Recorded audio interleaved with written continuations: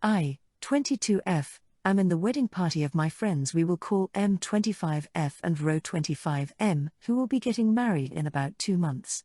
I have been really excited for the wedding since it'll be an opportunity for all the friends from college to get together for the first time in 2 years. Not to mention M and Row are my best friends, or at least I thought they were. We have a Discord for all the wedding stuff and they have a channel about food. They've been really good about being open about the food they intend to have at the reception, including vegan/vegetarian/gluten-free options for everyone and answering questions, so I didn't think there would be any contention if I asked a question. Anyway, about 4 days ago I posted a message into the Discord asking, hey, what flavor is the cake gonna be? I wanna mentally prepare myself lol. I think looking back my choice of extra words is what caused all this, but I meant it in the sense that I have a long documented dislike of chocolate-flavored foods like cake or ice cream. So I added it in the event the cake was chocolate. I received a private message back that the cake would be chocolate and that if I had a problem with it then I could shove it cause it was their wedding not mine. And I felt really taken aback by this response. Never did I mention that I would have been upset, and I certainly wouldn't have put up a stink about it. It's exactly like M had said, it's their wedding. I explained as much and tried to apologize for any offending I did, but she got even more defensive and started basically blasting me for implying that she was offended, and I was just left overall very confused. I gave it 2 days before I tried to apologize again and smooth it over, figuring she may have just been having a bad day, but I got shut down again telling me she didn't need my apology cause nothing was wrong and I needed time. Stop trying to make it seem like shit was wrong between us and to just drop it.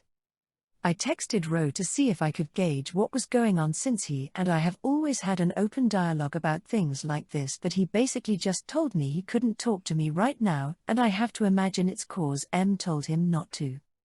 It's been 2 days since then and I'm just really confused. This whole thing has made me want to drop out of the wedding party and honestly not go at all. I wish Row would talk to me and M would be honest. I can't help but think maybe I just don't get how stressful planning a wedding is, and like maybe they've gotten pushback from other people on other things and somehow it's being taken out on me? Or is it really a big no-no to ask stuff like this? I don't know. This is the first wedding I'll have ever gone to, so am I the a-hole? Comment 1. YTA, you don't need to mentally prepare for anyone's wedding cake. It was a stupid comment that hit a nerve because it is in fact the flavor you hate. Comment 2. I think it goes further. She says the whole friend group is excited, but she is even more because they are her best friends. She says they have been very accommodating, but she needs her flavor preference taken into account or at least acknowledged. And finally, she just so wishes the groom talked to her, but he can't because the bride told him not to. It cannot be he maybe is over the bullshit. Nope. Poor OP is being mistreated by the bride and ruining her special day of her best friend's wedding. She sounds exhausting. Comment 3. YTA. Not for your innocent question, but for continuing to push. Obviously they've been getting pushback about their choices, and your question was just the straw that broke the camel's back. Take M at her word that nothing is wrong between you two and just stop trying to talk about it. They are stressed with wedding details and it's not about you and your feelings right now. Our 8-year-old son is going to his first sleepaway camp next month. Since my ex and I make the same income, we do not give or get child support but rather pay for different expenses. For example, I pay for his sitter and she pays for his extracurricular activities like camp.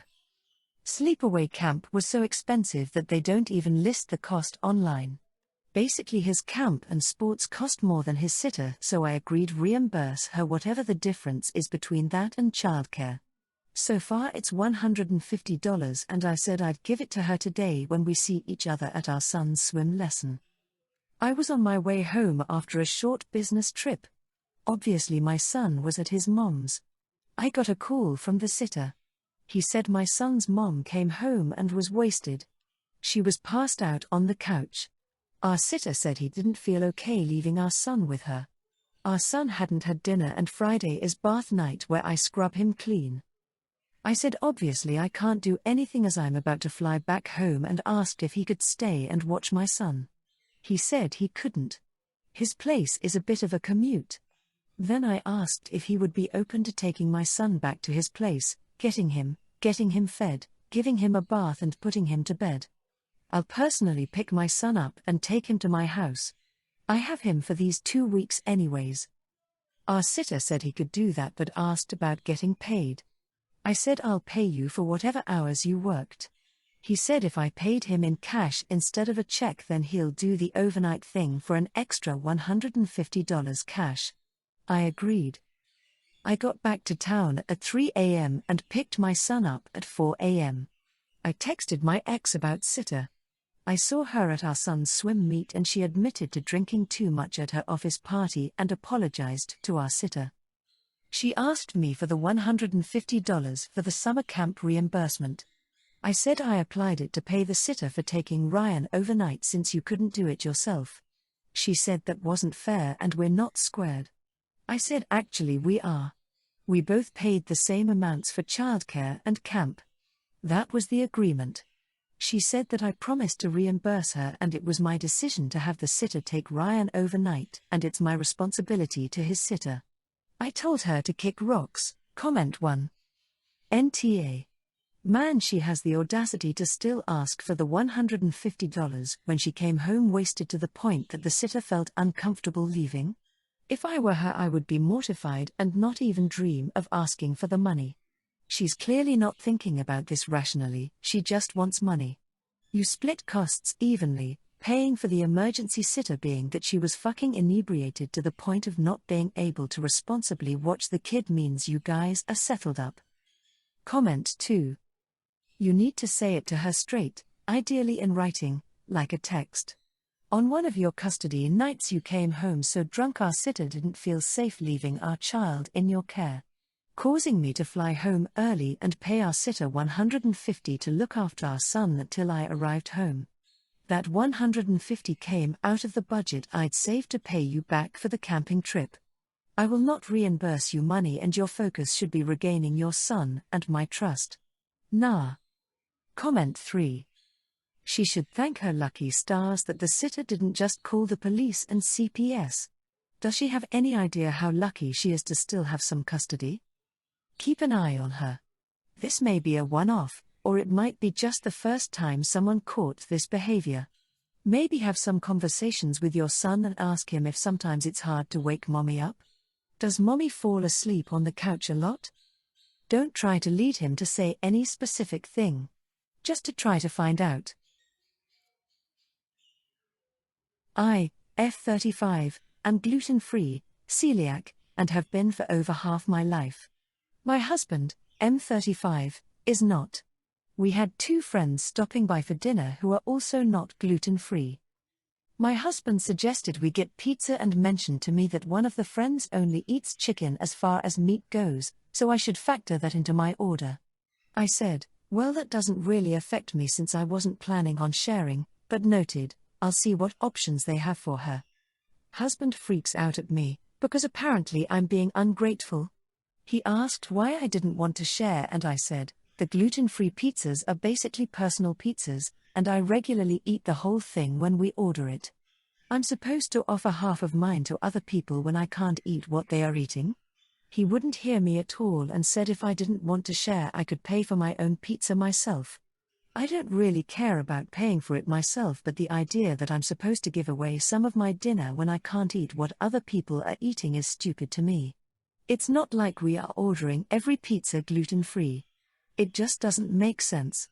They eat my food, I can't eat their food.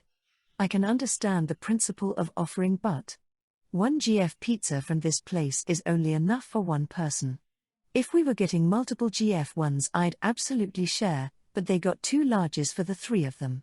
He continued to go on about how ungrateful I was being and said some other stupid stuff before I told him to fuck off and went upstairs. I ended up just going upstairs and not eating or seeing them at all. I came downstairs later and he had ordered me a gluten-free pizza and said from across the room, "Are you ready for your grateful-free pizza? You need to have a better attitude about things that aren't yours in the future." I didn't reply or eat the pizza. I was already heating something else up and hadn't noticed the pizza, but I will eat it later because I'm pregnant and starving all the time. Just for the record, this has happened before several years ago where we ordered pizza and only one GF for me, and it arrived and everyone thought mine looked super good. I don't order regular pepperoni/tomato sauce, so the 4 other people, husband included, took over half my pizza before I even got a bite. It pissed me off because I then didn't have enough food and they still had plenty plus pieces of mine. So perhaps this is a sore subject for me. Again, I'm also pregnant, though this would still bother me if I weren't. Comment 1, NTA. Your husband is a big one though. Also thoughtless. Literally. Are you ever heard? OP comment. Am I ever heard? I dunno TBH. I am generally super go with the flow and he is very much the one who cares about stuff, so he 99% of the time gets what he wants. I started about a year ago voicing my opinions more and he told me I was being combative lol. I told him he's just used to getting his way and that it was my fault for not setting proper boundaries for so long. We do have a good relationship most of the time though, I promise. Comment 3. People in here are acting like this is an easy problem.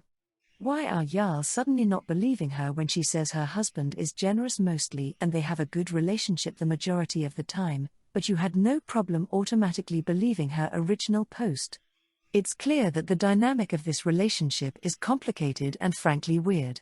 It's not desperate to want to make a relationship work.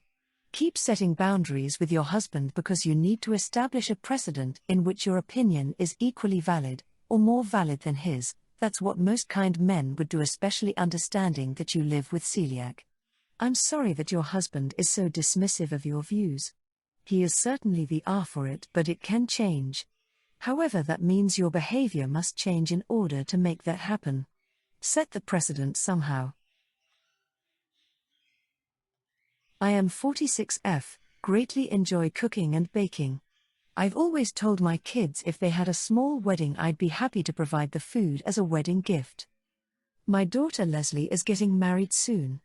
They're having 47 guests total, so I offered to cook per my long-standing offer and said I could do something like my peppered beef or jambalaya with some jalapeno cheesy biscuits. Leslie and her fiancé will took me up on it and said they'd help buy ingredients. Leslie sent me some recipes a few days ago and when I asked what they were for, she said they wanted to add 1 or 2 big pot dishes that weren't spicy so Will's family could have something to eat. I know that boy can't eat a popper or most my meals without getting red in the face, but I didn't think his whole family was like that. Leslie said it's because his father has ulcers and stomach problems, so Will's family was careful how they ate while Will was growing up. I told Leslie I already told her what I was cooking for her wedding and she argued that I'm making it about me instead of listening to what the bride and groom want. I finally told her I'd cook the extra dishes, but if she's going to treat me like I'm a caterer then I'll need her to pay me for all the extra prep and work. Leslie said that gifts are supposed to be what the person receiving them wants and that she might as well hire a caterer if she's going to pay, and hung up. I thought Leslie would cool down and come talk to me about how we'd handle this and reasonable payment for taking on extra cooking, but my youngest told me when he went to visit Leslie she and Will were talking with a catering company. Was I wrong to ask her to pay me for cooking? Comment 1. YTA. You offered to cook for her. Her husband's family can't take hot food and you are dumping on them in this post for it. Yep. Keep your opinions to yourself. Not to mention, her wedding, her rules. You are incredibly selfish for acting out like this. Are you sure you're not 10? This isn't your day. It's not about you. Comment 2. YTA.